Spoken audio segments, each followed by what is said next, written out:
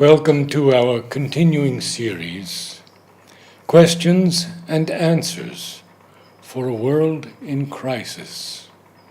Today, Religions, Part 4, from Sri Aurobindo. Most religions tend easily to believe that the contact with God, once established, no matter with what limitations or of what kind, all is done that needs to be done, all fulfilled that God demands of us. Popular religions tend naturally to be dualistic and to preserve trenchant distinction between man and God, dividing the symbol being from that which expresses itself in him. While with one hand they raise man towards his supernature, with the other they hold him down to his ordinary nature.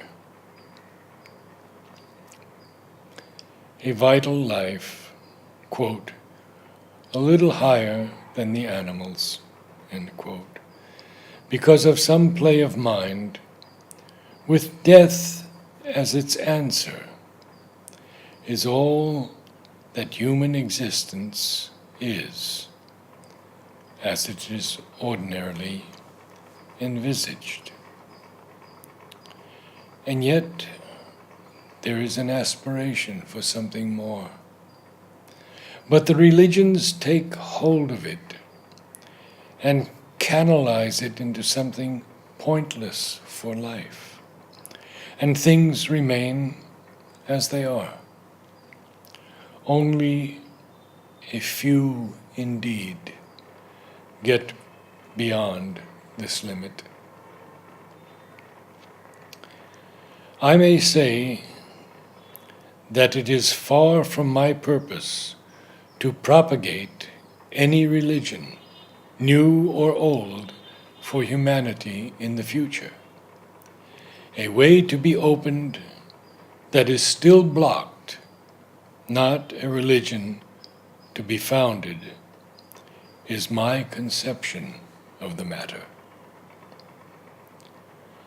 The ashram has nothing to do with Hindu religion or culture, or any religion or nationality. The truth of the divine, which is the spiritual reality behind all religions, and the descent of the supramental, which is not known to any religion, are the sole things which will be the foundation of the work of the future. What Kay says, the central thing, is very correct. As always, the position of all who have any notion of spirituality, though the religionists seem to find it difficult to get to it. But though Christ and Krishna are the same, they are the same in difference. That is indeed the utility of so many manifestations, instead of there being only one, as these missionaries would have it. But is it really because the historical Christ has been made too much the foundation stone of the faith that Christianity is failing? It may be something inadequate in the religion itself, perhaps in religion itself, for all religions are a little off color now. The need of a larger opening of the soul into the light is being felt. An opening through which the expanding human mind and heart can follow. The divine truth is greater than any religion or creed or scripture or idea or philosophy. So you must not tie yourself to any of these things. Religion is always imperfect because it is a mixture of man's spirituality with the errors that come in, trying to sublimate ignorantly his lower nature. There is nothing noble in fanaticism. There is nobility of motive, though there may be a fierce enthusiasm of motive.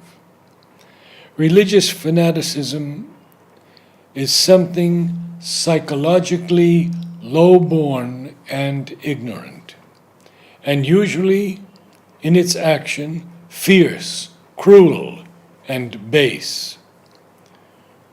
Religious ardor, like that of the martyr who sacrifices himself only, is a different thing. From the Uttapara speech. This, then, is what I have to say to you. The name of your society is Society for the Protection of Religion. Well, the protection of the religion, the protection and upraising before the world of the Hindu religion, that is the work before us. But what is the Hindu religion? What is this religion which we call Sanatan, eternal? It is the Hindu religion only because the Hindu nation has kept it. Because in this peninsula, it grew up in the seclusion of the sea and the Himalayas. Because in this sacred and ancient land, it was given as charge to the Aryan race to preserve through the ages. But it is not circumscribed by the confines of a single country. It does not belong peculiarly and forever to a bounded part of the world. That which we call the Hindu religion is really the eternal religion, because it is the universal religion which embraces all others. If a religion is not universal, it cannot be eternal. A narrow religion, a sectarian religion, an exclusive religion can live only for a limited time and a limited purpose. This is one religion that can triumph over materialism by including and anticipating the discoveries of science and the speculations of philosophy. It is the one religion which impresses on mankind the closeness of God to us and embraces in its compass all the possible means by which man can approach God. It is the one religion which insists every moment on the truth which all religions acknowledge, that He is in all men and all things, and that in Him we move and have our being.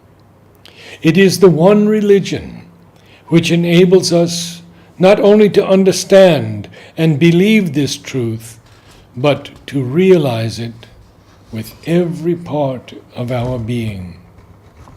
It is the one religion which shows the world what the world is, that it is the Leela of Vasudeva. It is the one religion which shows us how we can best play our part in that Leela, its subtlest laws and its noblest rules. It is the one religion which does not separate life in any smallest detail from religion, which knows what immortality is and has utterly removed from us the reality of death. All religions have some truth in them, but none has the whole truth. All are created in time and finally decline and perish. Muhammad himself never pretended that the Quran was the last message of God, and there would be no other. God and truth outlast these religions and manifest themselves anew in whatever way or form the divine wisdom chooses. You cannot shut up God in the limitations of your own narrow brain, or dictate to the divine power and consciousness how or where or through whom it shall manifest. You cannot put up your puny barriers against the divine omnipotence. These again are simple truths, which are now being recognized all over the world. Only the childish in mind, or those who vegetate in some formula of the past, deny them. It is correct. Religions, at best, modify only the surface of the nature. Moreover, they degenerate very soon into a routine of ceremonial, habitual worship and fixed dogmas. Unfortunately, in religions, all religions, not only here but everywhere, knowledge is never given to the faithful. Sometimes the priests have it, parentheses, I don't say always, but when they have it, they take good care not to give it to the faithful, for that would deprive them of their authority and power. And that really is the evil behind all religious institutions. A spiritual consciousness is emerging, and it is through this spiritual consciousness that one can meet the divine. Religions full of vital and mental, mixed, troubled and ignorant stuff can only get glimpses of the divine. I have barely touched the surface of Sri Aurobindo's comments on religions. If one types in religion under search on our website, motherandSriAurobindo.in, and then types in Sri Aurobindo, one will find his words on religion covering 105 pages, encompassing his writings such as essays on the Gita, the synthesis of yoga, letters on yoga, the foundation of Indian culture, and much more.